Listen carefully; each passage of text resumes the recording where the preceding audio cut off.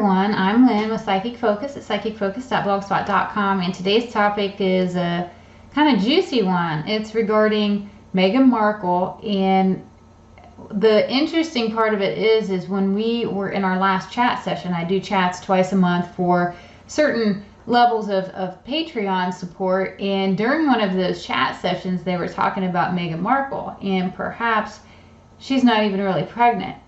Totally a concept I had not heard about, and I thought it would be a fun reading to do, so I told them in the chat to just hang tight and I would really look at this because they had me really curious. So the question, and this is what was posed to me during the chat session, was, if you have time, can you look at this? Is Meghan Markle, Duchess of Sussex, faking her pregnancy, and why?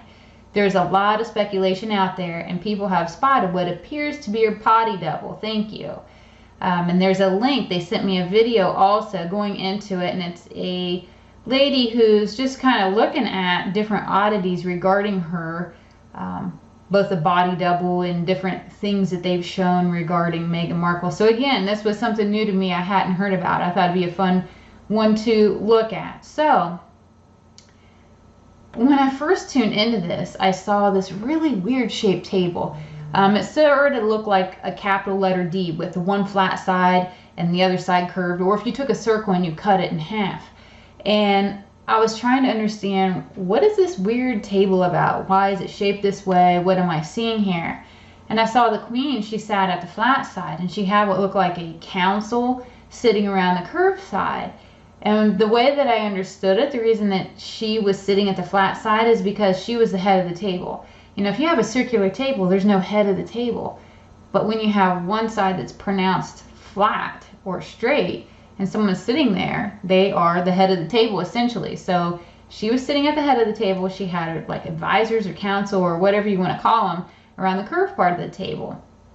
And so I'm looking at this table because I'm trying to understand, you know, what exactly am I looking at? This was just really a strange image for me, and it looked like there was a lot of ancient type papers. And the reason that I say that is because when I looked at them, one, they were kind of discolored. If you've ever taken paper and like dipped it in tea because of a craft project, or you're trying to make something look older, it had that look to it. It had a little bit of tan, brown stain to it, kind of yellowed. It also looked thick, like the paper wasn't as if traditional paper now. It was almost handmade, fabric texture, I guess is what I would say. And so I'm looking at all this. I'm seeing these piles of paper and things are all spread out.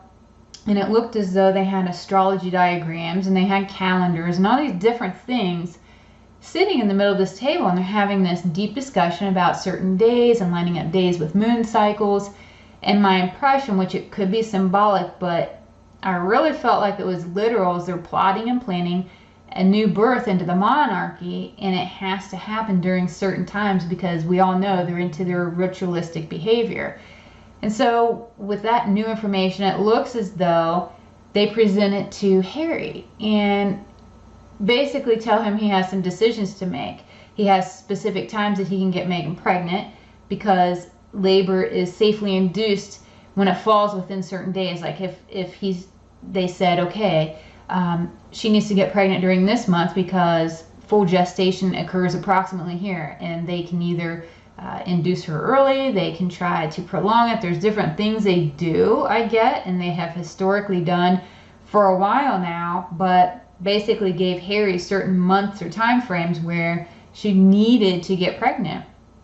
And they had the choice of doing it themselves or having a surrogate to ensure that they could follow through with this birth on a timely basis. And so then I got that Harry and Meghan, they intentionally tried to get pregnant during these desired times to keep the Queen happy, because it was like they fear her but they respect her too. And it looks like they had trouble conceiving. So then moving forward, I get that they had to take some of Meghan's eggs, which they did this before they even tried to get pregnant, and they took some of Harry's sperm to create a child of the desired bloodline. So they basically formed a way that if Meghan couldn't get pregnant, they were going to make sure that someone had a baby that followed that bloodline to keep that genetic lineage going.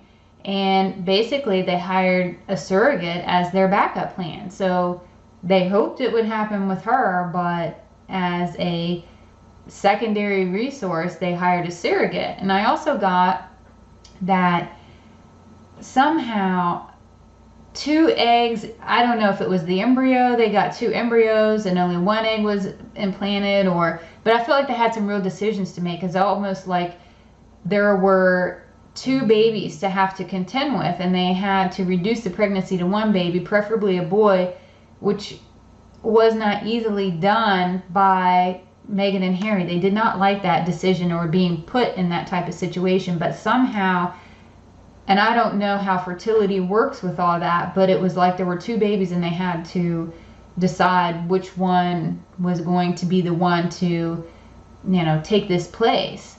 And I do get that Harry and Meghan are going to be parents, and their child is going to have the bloodline and have the DNA, but the surrogate will be the one assisting them to get this achieved.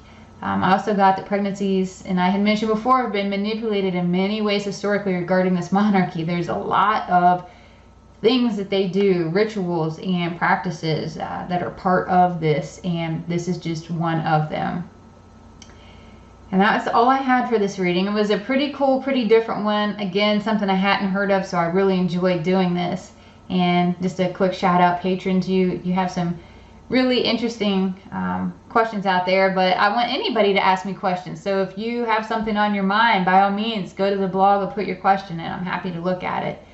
And again, I'm Lynn with Psychic Focus at psychicfocus.blogspot.com. Thank you. Bye.